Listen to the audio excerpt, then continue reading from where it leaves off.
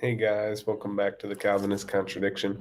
Just wanted to thank you guys so much for your support, for your comments in the comment section.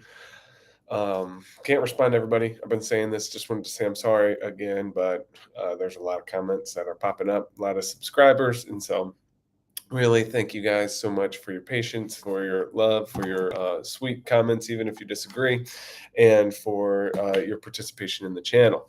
And just wanted to remind everybody that I am a crowd funded or supported minister over here in the Middle East. I do this on my spare time in between my other ministries. I run a church, I have a funeral ministry for expats. And so this is just a part of kind of my weekly thing to help share God's love with all humanity as I feel is expounded in the Bible. And so if you do like this, please hit the like button, share the videos with people that you might find that it would be helpful for. Um, Comment that helps the channel, even if you disagree, if you agree, help, because that helps me out. And please pray about supporting us financially. It would help me to share the gospel with people in person in the Muslim world. And so uh, if you feel called to do that, you can do so in the description section below. It has a way to give just through PayPal. It has a way to give through a 501c3 tax deductible entity that sends me over here, which is located in the States. So, love you guys. Just wanted to thank you guys and start with that. And without further ado, we are moving on to chapter 22. I think this is going to be a good lesson today for us as we look into the Bible and see if the tenets of Calvinism are in the opening narrative of the Bible. Now, this is important because we believe reading the scripture and interpreting the scripture through the scriptures. I just saw a brother, a lovely brother, who left a nice comment, even though he's a Calvinist and he disagrees. He said, yeah, interpreting the scriptures with the scriptures. That's exactly what we're saying. The scriptures are written to in a specific people at a specific time. And so the Bible is not written to everybody, it's written for everybody. And that's an important distinction there, that if the Bible's not written to everybody, we need to find out who was the Bible written to. And it was written to an ancient Near Eastern culture, at different times, whether it was Roman period or way back in the day, where it was like Lycian and all these other, but way before in Mesopotamia. And so, what did they believe, and what were the biblical authors writing to expound what they wanted or what God was telling them to? And so, again, each writer is going to have a different style. That's literary devices that they're going to use, and things like that. And so, those are all important when we go back and look at the scriptures. And that's all we're trying to say, is that if the tenets of Calvinism were supposed to be interpreted that way, surely in Genesis 4, right after the fall, total inability would be expounded there and then paid off through the rest of the Bible. And we do not see that. We went through that. We have not seen that. If you didn't go through those videos with us, please go back. We have gone through everything from Genesis 3, because 1 and 2 is pretty self-explanatory, and really Calvinism only can take root in and after 3. Total inability, unconditional election, all this stuff that I don't believe in would be taught in 3 and 4, and it's not there. And so, chapter 22, click on the link. It's in the description section. Let me throw it in the comment section real quick here for y'all. Oops. Forget it. Go in the description section. Sorry. And it says, and now came about after these things, the things of chapter 21 that we talked about last time, that God tested Abraham and said to him, Abraham.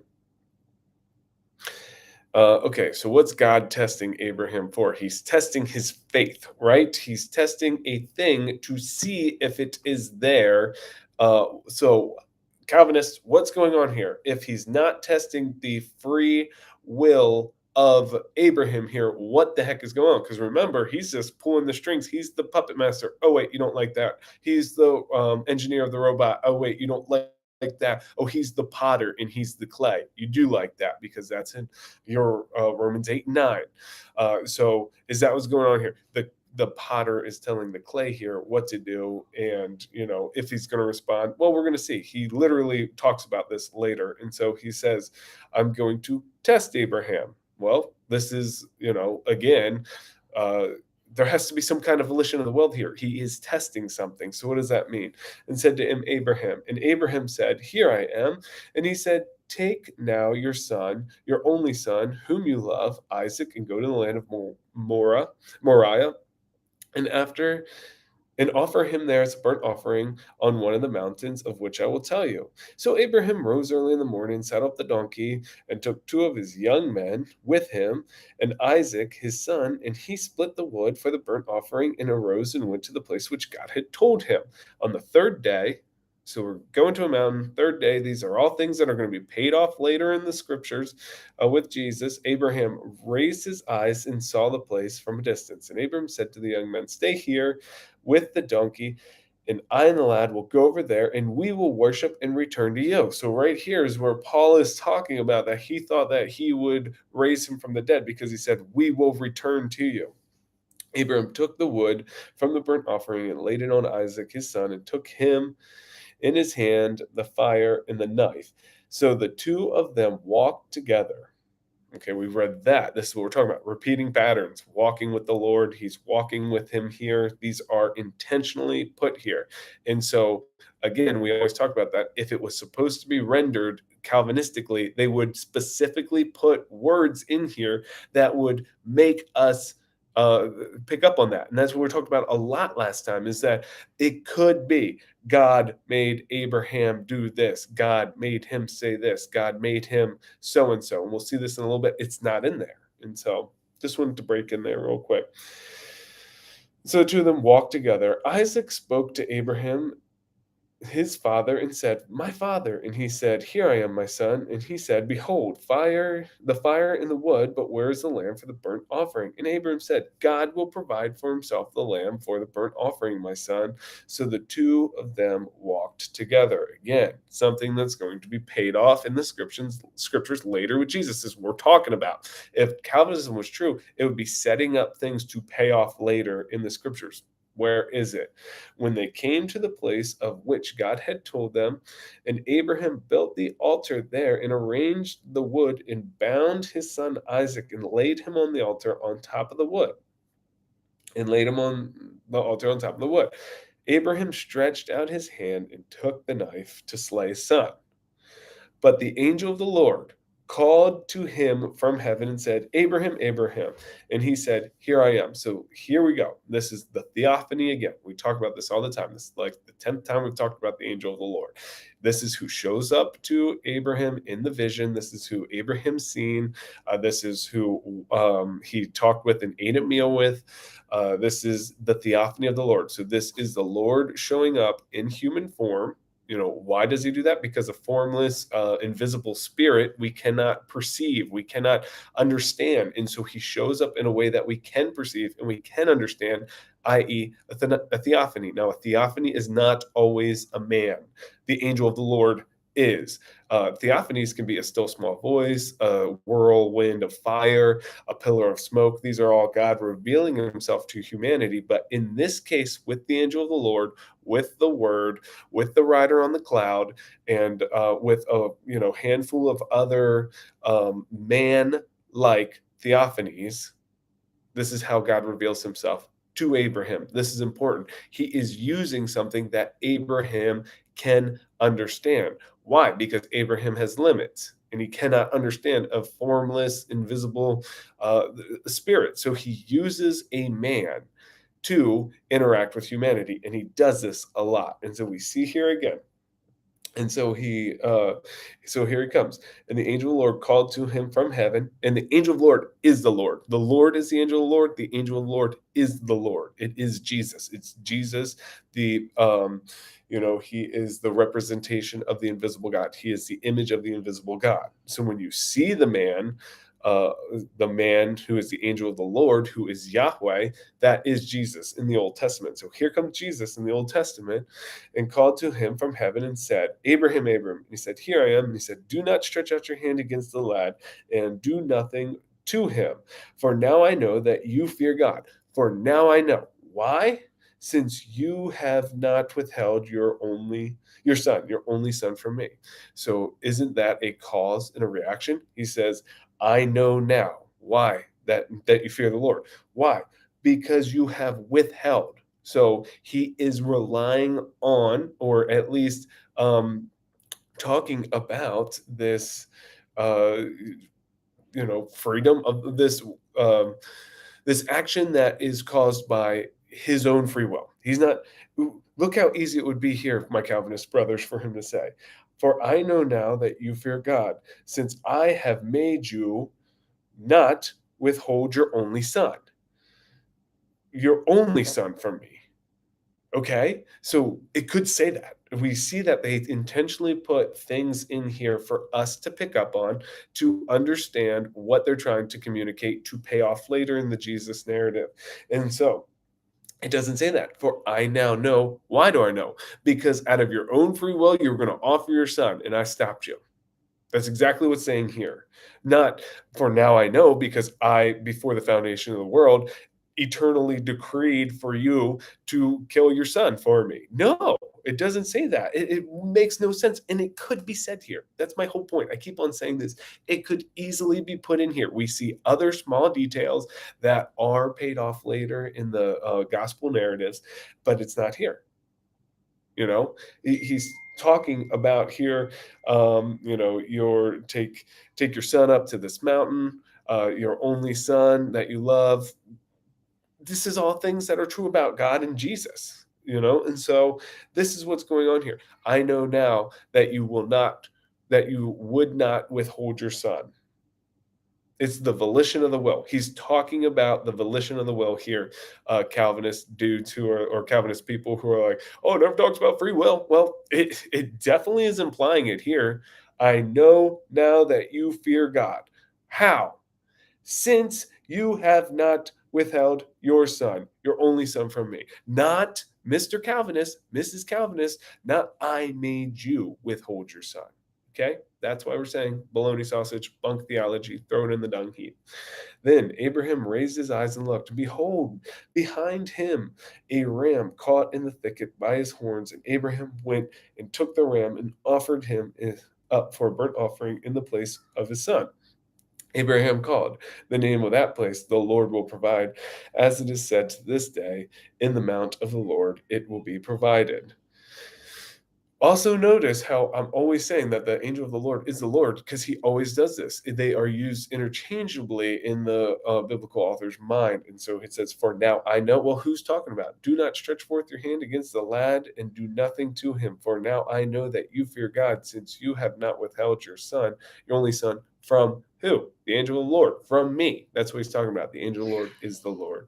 And so then the angel of the Lord called to Abraham a second time from heaven and said, by myself I have sworn, declares the Lord, because you have done this thing and have not withheld your son, your only son.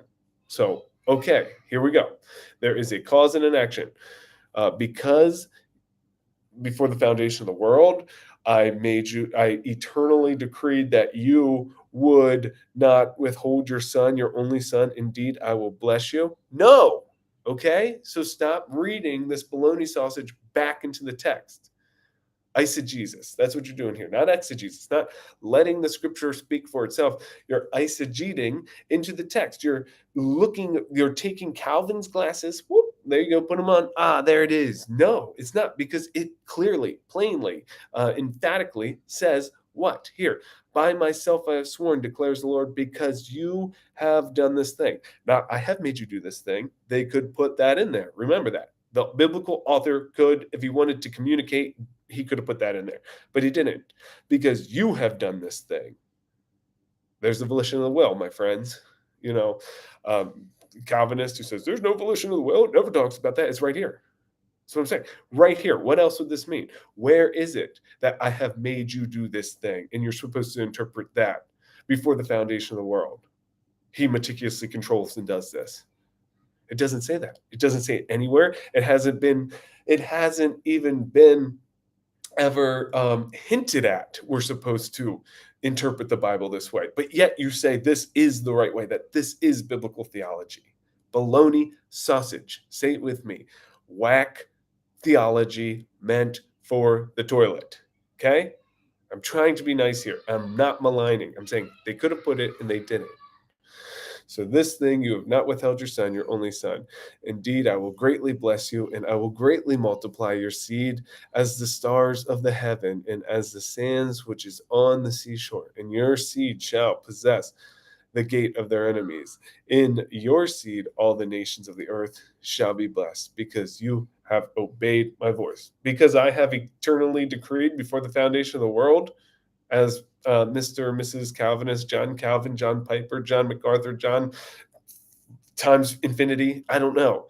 We're supposed to just believe that he meticulously controlled him to not withhold his son, even though the scriptures clearly, plainly, and emphatically speak right here that because you have obeyed my voice, the volition of your will, you have obeyed my voice. That I made you obey your voice. Okay. Athenia or whatever your name is here on the comments that always says there's no free will, there's no free will. There is free will. It's saying right here, because you obey my voice. Why doesn't it say because I made you obey my voice? Because I meticulously controlled you, because I am the clay, I am the potter and you are the clay, and I shaped you and made you do this. Calvinist um, with Calvinist linguistics there. Really, because I have my hand up your butt and you're the puppet and I'm the master. That is the truth. You don't like that. I understand that. You don't like puppet. You don't like robot. You don't like these things. But clay, robot, and puppet are basically all the same thing. You just don't have a problem with two, and you don't have a problem with one because you see it in Romans 9 or whatever it is. And so, because you have obeyed my voice. So Abraham returned, not so God made Abraham's return. So Abraham returned to his young men, and they arose and went together to Beersheba, and Abraham lived in Beersheba. And now it came after these things that it was told to Abraham, saying, and then behold, all this stuff, and there's a lineage there. And so we're not going to talk about that. It just talks about people being born in his family. And so, Calvinist, again, it's on you. Why do we see this volition of the will being talked about here, or at least being referred to? He's saying, again, I know now that you fear God, since you have not withheld your son, your only son, from me.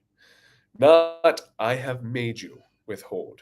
I don't know why we're supposed to interpret that. We haven't seen it anywhere in the scriptures up to here. Or because you have done this thing and have not withheld your son, your only son. Indeed, I will bless. So, when you sit here and tell us that the true interpretation of the scriptures is meticulous divine control before the foundation of the world, that he actually chooses, excuse me, to eat people. He makes, no, not makes, he himself makes people, yeah, I guess it is makes. He makes people eat other people, rape children, make make death camps, gas people to death, all not allowed by God, but done by God. It's his will, you know, his will on earth as in his heaven. Well, for the Calvinists, his will on earth is for people to eat people, for people to rape people, especially young kids, even young kids, as unimaginable as it might sound to us right now. This is John Piper's Desiring God website. I share this all the time. As unimaginable as it might seem to us now, because it's unfathomable, because it's bologna sausage, it's dung for the dung pile.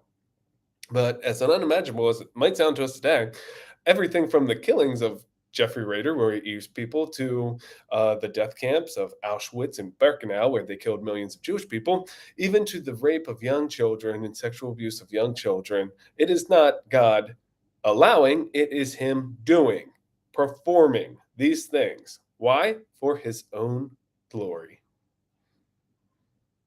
Is that how we're supposed to interpret these things? You're saying that we're supposed to interpret those evil actions as God doing it, even though here in the opening narrative, it doesn't say anything about interpreting the Bible thus way. So, Calvinists, what are you doing to God's character and his holiness when you have to equate him needing to rape young kids to be glorified? We're saying bologna sausage. We're saying he is completely and separate from that. Okay? He is sovereign. He allows things to happen. He does not do them. That's the problem with divine, meticulous control of all things.